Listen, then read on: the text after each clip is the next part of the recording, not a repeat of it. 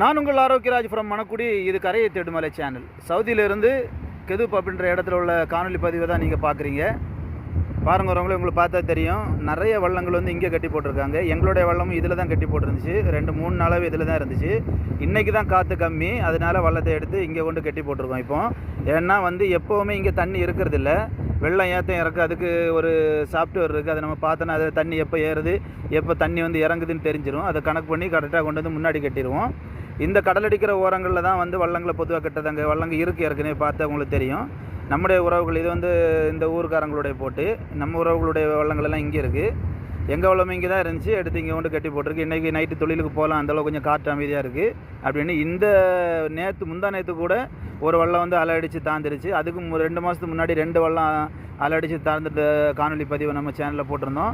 உறவுகளே, நம்முடைய சேனல் பதிவு உங்களுக்கு பிடிச்சிருந்தா லைக் பண்ணுங்கள், ஷேர் பண்ணுங்கள். நம்முடைய இணையதள பகுதியை பதிவிறக்கம் செய்யுங்க. நன்றி உறவுகளே.